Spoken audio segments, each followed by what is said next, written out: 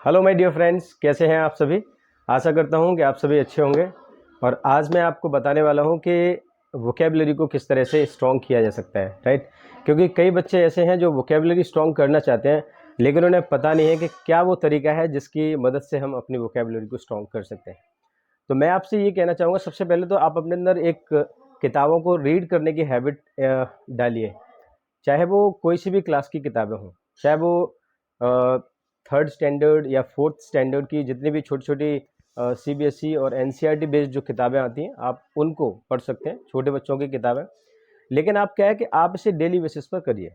जब तक आप अपने अंदर ये हैबिट इनकलकेट नहीं करेंगे कि हमें हर दिन जो है एक चैप्टर एटलीस्ट 10 to 15 मिनट्स तक पढ़ना ही है, या तो आप हर दिन एक चैप्टर पढ़ सकते हैं, या फिर आप 10 to 15 मिनट्स डेली निकालिए अपने लिए पढ़ने के लिए।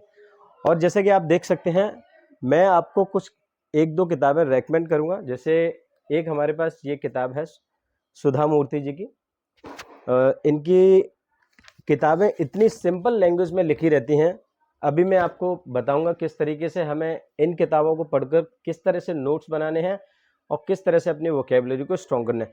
हर व्यक्ति इनको आसानी से समझ सकता है, इसलिए मैं आपको रेकमेंड कर रहा हूँ कि सुधा मूर्ति जी की आप बुक पढ़िए। दूसरी मैं किताब आपको रेकमेंड करूंगा कि ये रस्किन बॉन्ड साहब की किताब है। ये भी बहुत ही सिंपल लैंग्वेज में लिखी हुई, इनमें कई सारी स्टोरीज हैं जिन्हें आप आसानी से समझ सकते हैं, और जहाँ पर भी आपको दिक्कत होती है आप उसे अपने नोटबुक में नोट कर सकते हैं, राइट। तो अब मैं आपको बताता हूँ क्या वो तरीका है जिसके द्वारा आप अपनी वोकेबलरी को स्ट्रॉन्ग कर सकते हैं। आइए देखते हैं वो तरीका। तो दोस्तों, ये है रॉबिन शर्मा जी द्वारा लिखी गई किताब, जिसका टाइटल है who will cry when you die, यानी कौन रोएगा जब तुम मरोगे या जब तुम्हारी मृत्यु होगी, राइट। ये किताब बेसिकली एक इंसान अपने जीवन में किस तरह से सेल्फ मोटिवेटेड रह सकता है उस बारे में है, और इसका हर एक चैप्टर बहुत ज़्यादा इंटरेस्टिंग है।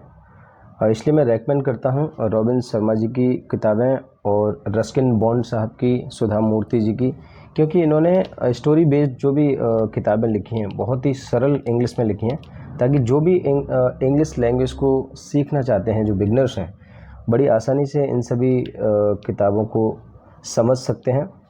और अपनी इंग्लिश में एक टाइम आएगा कि वो निश्चित तौर पर एक बदलाव, एक इम्प्रूवमेंट देखेंगे। आइए इसके पहले चैप्टर को देखते हैं किस बारे में है। तो दोस्तों, आप देख सकते हैं ये है इस किताब का पहला चैप्टर, डिस्कवर योर कॉलिंग। यानी डिस्कवर यानी खोजो, योर माने तुम्हारी या अपनी, आपकी जो भी चीज़ें जो तुम्हें पुकार रही हैं उन्हें खोजो, राइट। जो चीज़ें तुम्हें बुला रही हैं उन्हें खोजो। क्योंकि ये एक नोवेल है तो इसकी जो हिंदी है एग्जैक्ट उस तरीके से नहीं होती जिस तरीके से इंग्लिश लिखी हुई है, राइट। हमें समझना पड़ता है। आइए सेंटेंस की शुरुआत करते हैं। क्योंकि देखिए, आप इस किताब में पहले से ही ये मार्क्स बने हुए हैं, निशान लगे हुए हैं, क्योंकि एक बार ये मैं इससे गो थ्रू हो चुका हूँ। जब भी आप इंग्लिश की किताबों को, इस तरह की किताबों को पढ़ते हैं, तो आप देखिए क्या करें। जैसे आपने सेंटेंस की शुरुआत करी, when I was growing up my father said something to me. अब ये सेंटेंस क्या है, when I was growing up, comma लग रहा है यहाँ पर। व्हेन का मतलब यहाँ पर क्या होगा, आपने अक्सर देखा है व्हेन का मतलब क्या होता है, कब। लेकिन यहाँ पर चूंकि व्हेन के तुरंत बाद सब्जेक्ट है, तो अब यहाँ पर इसका मतलब क्या होगा, जब। और ये कॉमा लग रहा है, दूसरा सेंटेंस भी है, इसका मतलब कंबाइंड सेंटेंस हो गए, राइट। और जब भी कंबाइंड सेंटेंसेस होते हैं और ये WH वर्ड आ गया, उसके तुरंत बाद सब्जेक्ट आएगा, तो आप इसकी मीनिंग कब नहीं बोलेंगे, क्या होगा, अभी इसकी मीनिंग क्या होगी, जब। तो when I was growing up आपने अंडरलाइन किया। इस तरह के जब भी टफ वर्ड्स आपके रीडिंग के दौरान आते हैं, तो आप उन्हें एक डायरी में अलग से नोट कर सकते हैं और उनके मीनिंग भी साथ साथ सेंटेंस में प्रो सकते हैं, right. When I was growing up, जब मैं बड़ा हो रहा था। My father said something to me, मेरे पिताजी ने मुझसे कुछ कहा। पास्ट इंडेफिनिट, सब्जेक्ट सिंगुलर है, मेरे पिताजी ने कहा, से की second form. Past indefinite tense, मेरे पिताजी ने मुझसे कुछ कहा। I will never forget, future indefinite tense, मैं कभी नहीं भूलूंगा, राइट। सन, बेटे। When you were born you cried, जब तुम पैदा हुए थे तुम रोए थे, राइट। व्हेन के बाद सब्जेक्ट है, इसलिए इसकी हिंदी क्या नहीं होगी, कब नहीं होगी, इसकी हिंदी होगी जब। वाइल द वर्ल्ड रिजॉइस्ड, जबकि दुनिया ने खुशी बनाई, right. Live your life in such a way, in such a way, यानी कि इस तरीके से। Live your life in such a way, अपने लाइफ को इस तरीके से जियो कि व्हेन यू डाई, जब तुम मरो, द वर्ल्ड क्राइज, दुनिया क्या हो, रोए, वाइल यू रिजॉइस, और तुम क्या करो, खुशी मनाओ और आनंदित हो, right. We live in an age when we have forgotten what life is all about.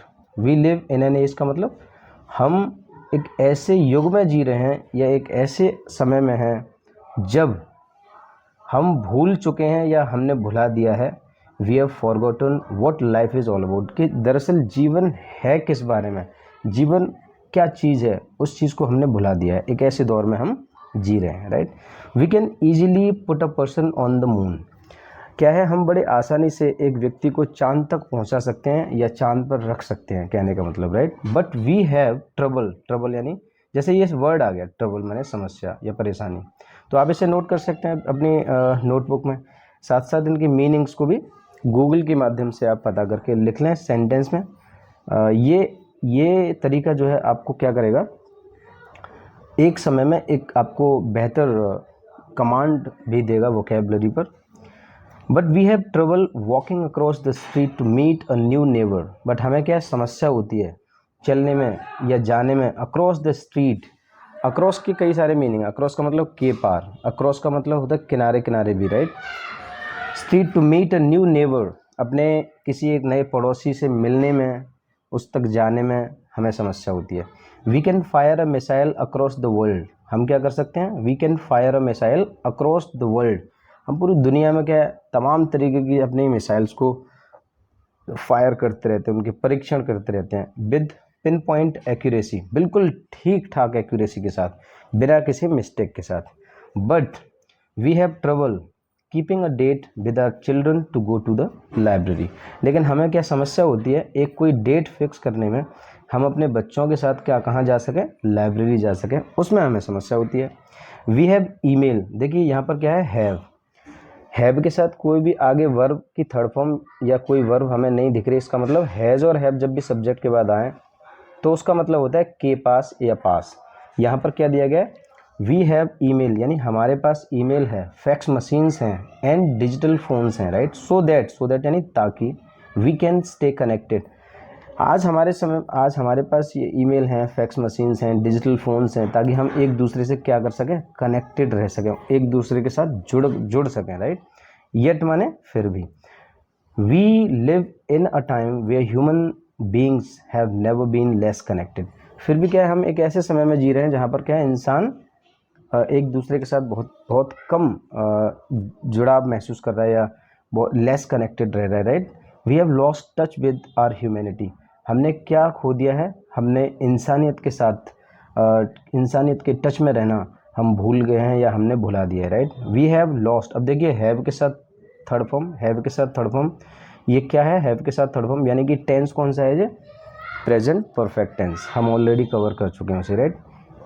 We have lost touch with our purpose, हम अपने उद्देश्यों को भुला चुके हैं या हमने उन्हें भुला दिया है, राइट।